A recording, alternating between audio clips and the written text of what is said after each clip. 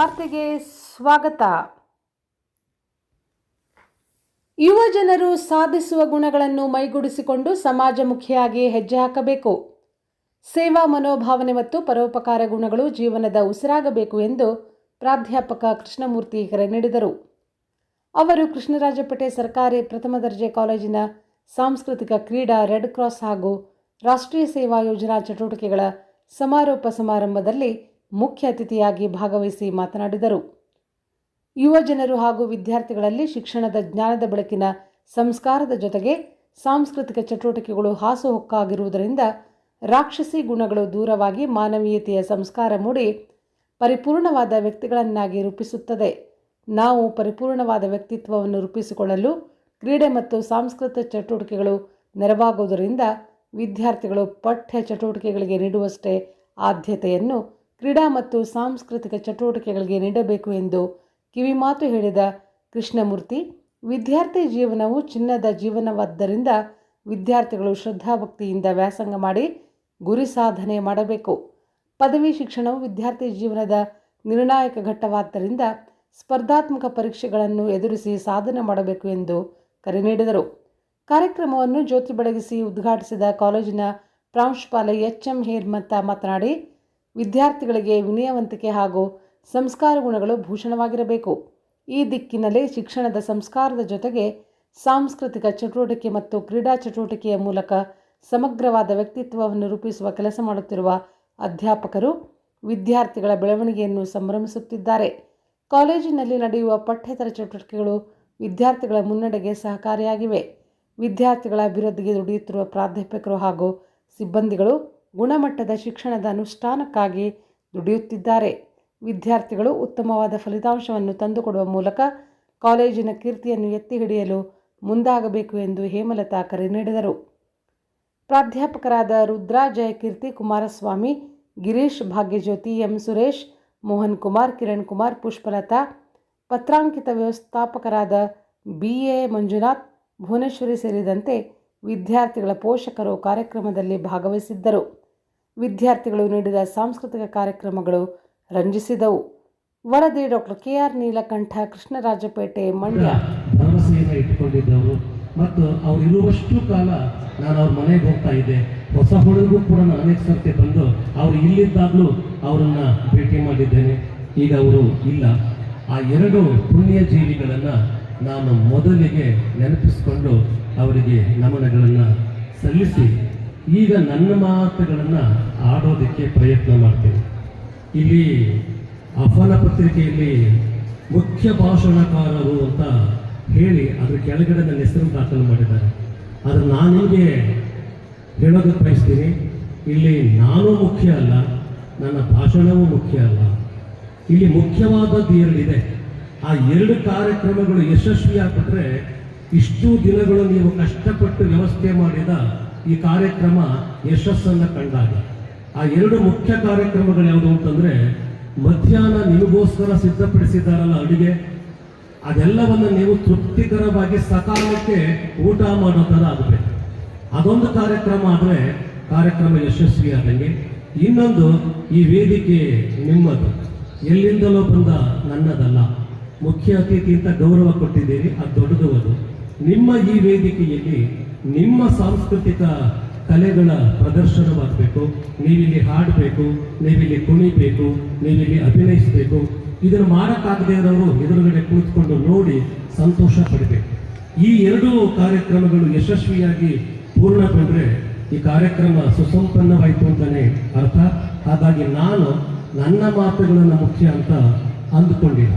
ಹಾಗಾಗಿ ನಾನು ಕೆಲವೇ ಮಾತುಗಳಲ್ಲಿ ನಿಮಗೆ ಹೇಳಬೇಕಾದ ಮುಖ್ಯವಾದ ಸಂಗತಿಗಳನ್ನು ಒಬ್ಬ ಗುರುವಾಗಿ, ಅಧ್ಯಾಪಕನಾಗಿ ಹೇಳ್ತಾ ಇದ್ದೇನೆ. ಅದರ ಆಚೆಗೆ ಇನ್ನೇನು ಇಲ್ಲ. ಈ ಕಾರ್ಯಕ್ರಮದ ಅನ್ನುವಂಥದ್ದು ಎಷ್ಟೋ ಸತಿ ನಾವು ಶೀರ್ಷಿಕೆ ನೋಡ್ತೀವಿ, ನಮಗದ್ರ ಅರ್ಥವೇ ಆಗಿರೋದಿಲ್ಲ. ಸಮಾರೋಪ ಅನ್ನುವ ಪದ ಇದೆ. ಸಮಾರೋಪ ಅಂದರೆ ಏನು ಅಂತಂದರೆ ಅನೇಕರು ಗೊತ್ತೇ ಇರೋದಿಲ್ಲ. ಸಮಾರೋಪ ಅನ್ನೋದು ಸಂಸ್ಕೃತ ಪದವಾಗಿರೋದ್ರಿಂದ ಆ ಪದವನ್ನು ನಾವು ದಿನನಿತ್ಯ ಬಳಸ್ತಿರೋದ್ರಿಂದ ಅದರ ಅರ್ಥ ನಮಗೆ ಆಗದೇ ಇರ್ಬೋದು. ಮುಖ್ಯವಾಗಿ ವಿದ್ಯಾರ್ಥಿಗಳಿಗೆ ಸಮಾರೋಪ ಪದದ ಅರ್ಥ ಇನ್ನೇನು ಘನದಾರಿ ಏನೂ ಅಲ್ಲ. ಸಮಾರೋಪ ಅಂದ್ರೆ ಮುಕ್ತಾಯ ಅಂತ ಅರ್ಥ. ಮುಕ್ತಾಯ ಅಂತ, ಇದು ಮುಕ್ತಾಯ ಸಮಾರಂಭ. ಯಾವುದಕ್ಕೆ ಮುಕ್ತಾಯ ಅಂತಂದ್ರೆ, ನೀವು ಆಗಲೇ ನಮ್ಮ ಜಯಕೀರ್ತಿಯವರು ಹೇಳಿದ್ರು ಪಠ್ಯ ಮತ್ತು ಪಠ್ಯೇತರ ಅಂತ ಹೇಳಿ.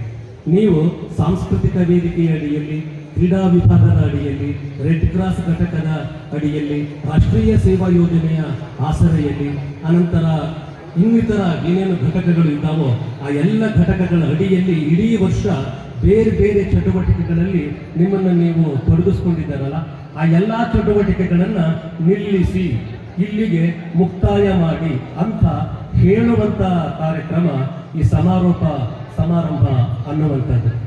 ಇದಕ್ಕೆ ಯಾಕೆ ಮುಕ್ತಾಯ ಹೇಳಬೇಕು ಅಂದರೆ, ಮುಂದೆ ಪರೀಕ್ಷೆ ಇದೆ. ಈಗಾಗಲೇ ವಿಜ್ಞಾನದ ಮಕ್ಕಳಿಗೆ ಪ್ರಾಯೋಗಿಕ ಪರೀಕ್ಷೆಗಳು ಆರಂಭ ಆಗಿರಬೇಕು ಅಥವಾ ಅವು ನಾಳೆಯಿಂದಲೇ ಆರಂಭ ಆಗಬಹುದು. ಪರೀಕ್ಷೆಗಳಿರೋದ್ರಿಂದ ನೀವು ಅದಕ್ಕೆ ಸಿದ್ಧತೆಯನ್ನು ಮಾಡಿಕೊಳ್ಬೇಕು. ಅಲ್ಲಿ ನೀವು ಪಡೆಯುವ ಅಂಕ ನಿಮ್ಮ ಮುಂದಿನ ಭವಿಷ್ಯಕ್ಕೆ ಅವು ತುಂಬ ಮುಖ್ಯವಾಗೋದ್ರಿಂದ ನೀವು ಅಲ್ಲಿ ಸಾಧನೆ ಮಾಡಬೇಕು ಅನ್ನೋ ಕಾರಣಕ್ಕೆ ಇದನ್ನು ಇಲ್ಲಿಗೆ ನಿಲ್ಲಿಸಿ ಅಂತ ಹೇಳಿ ಇದಕ್ಕೊಂದು ವಾರ್ಷಿಕ ಮುಕ್ತಾಯವನ್ನು ಹಾಡುವಂಥ ಒಂದು ಪದ್ಧತಿ ಇದೆ.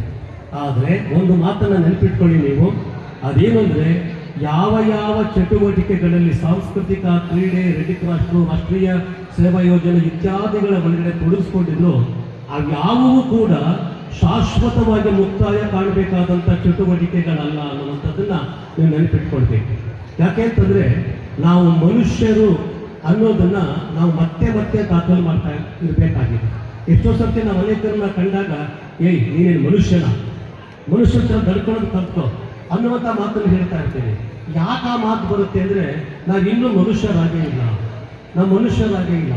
ಒಬ್ಬ ಕವಿ ಹೇಳ್ತಾನೆ, ಒಂದೊಂದು ಪ್ರಾಣಿಗೆ ಒಂದು ಸಾಮರಸ್ಯ ಮಂಜುನಾಥ್ಗೆ ಇವರನ್ನು ಸಮಿತಿಯ ಸದಸ್ಯರನ್ನಾಗಿ ವಿದ್ಯಾರ್ಥಿ ಪ್ರತಿನಿಧಿಗಳನ್ನು ಒಳಗೊಂಡಂತೆ ನೇಮಿಸಲಾಯಿತು.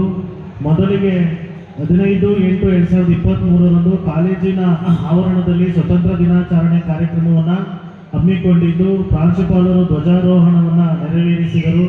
ಕಾರ್ಯಕ್ರಮದ ಮುಖ್ಯ ಅತಿಥಿಗಳಾಗಿದ್ದ ಡಾಕ್ಟರ್ ರಮೇಶ್ ಸಿ ರವರು ಕಾರ್ಯಕ್ರಮ ಕುರಿತು ಮಾತನಾಡಿದರು. ನಂತರ ಕಾರ್ಯಕ್ರಮದಲ್ಲಿ ಹಾಜರಿದ್ದ ವಿದ್ಯಾರ್ಥಿಗಳಿಗೆ ಸಿಹಿ ತಿಂಡಿಗಳನ್ನು ವಿತರಿಸಲಾಯಿತು. 2023-24ನೇ ಸಾಲಿನ ಸಾಂಸ್ಕೃತಿಕ, ಕ್ರೀಡಾ, NSS, ಸ್ಕೌಟ್ ಆ್ಯಂಡ್ ಗೈಡ್ಸ್ ಕಾರ್ಯಕ್ರಮಗಳ ಉದ್ಘಾಟನಾ ಸಮಾರಂಭವನ್ನು ದಿನಾಂಕ 28/11/2023 ಕಾಲೇಜಿನಲ್ಲಿ ಬಹಳ ವಿಜೃಂಭಣೆಯಿಂದ ಆಚರಿಸಲಾಯಿತು. ಕಾರ್ಯಕ್ರಮದ ಉದ್ಘಾಟನೆಯನ್ನು ಸನ್ಮಾನ್ಯ ಶಾಸಕರಾದ ಶ್ರೀ HD ಮಂಜೂರವರು ನೆರವೇರಿಸಿ ಉದ್ಘಾಟನಾ ನುಡಿಗಳನ್ನಾಡಿದರು. ಮುಖ್ಯ ಭಾಷಣಕಾರರಾಗಿ ಡಾಕ್ಟರ್ P ಬೆಟ್ಟೇಗೌಡ, ಕನ್ನಡ ಪ್ರಾಧ್ಯಾಪಕರು, ಸರ್ಕಾರಿ ಪ್ರಥಮ ದರ್ಜೆ ಕಾಲೇಜ್, ಕುವೆಂಪು ನಗರ, ಮೈಸೂರು ಇವರು ವಿದ್ಯಾರ್ಥಿಗಳನ್ನು ಕುರಿತು ಕೆಲವೊಂದು ಹಿತವಚನಗಳನ್ನು ನುಡಿದರು. ಕಾರ್ಯಕ್ರಮದಲ್ಲಿ ಪ್ರತಿಷ್ಠಿತ ವ್ಯವಸ್ಥಾಪಕರಾದ ಶ್ರೀಮತಿ ಸುಧಾ ಆರ್ ಅವರು ಹಾಜರಿದ್ದರು ಹಾಗೂ ಕಾಲೇಜಿನ ಪ್ರಾಂಶುಪಾಲರಾದ ಶ್ರೀಮತಿ HM ಹೇಮಲತಾ ಮೇಡಮ್ ರವರು ಅಧ್ಯಕ್ಷೀಯ ನುಡಿಗಳನ್ನಾಡಿದರು ಹಾಗೂ ಕಾಲೇಜಿನ ಎಲ್ಲ ಬೋಧಕ ವರ್ಗದವರು, ಬೋಧಕೇತರ ವರ್ಗದವರು ಹಾಜರಿದ್ದರು. ನಂತರ ಕಾರ್ಯಕ್ರಮದಲ್ಲಿ ಹಾಜರಿದ್ದ ಎಲ್ಲ ವಿದ್ಯಾರ್ಥಿಗಳಿಗೆ ಊಟದ ವ್ಯವಸ್ಥೆಯನ್ನು ಮಾಡಲಾಗಿತ್ತು. ದಿನಾಂಕ 25/9/2023 ಸಾಂಸ್ಕೃತಿಕ ಸಮಿತಿಯ ವತಿಯಿಂದ 23-24ನೇ ಸಾಲಿನ ವಿದ್ಯಾರ್ಥಿಗಳಿಗೆ ಅಭಿವಿನ್ಯಾಸ ಕಾರ್ಯಕ್ರಮವನ್ನು ಏರ್ಪಡಿಸಲಾಗಿತ್ತು. ದಿನಾಂಕ 2/10/2023 ಗಾಂಧಿ ಜಯಂತಿ ಒಂದು 20 ಭಾಗದಷ್ಟು ಪಠ್ಯವನ್ನ ನಾವು ಕಲಿಬಹುದಷ್ಟೇ.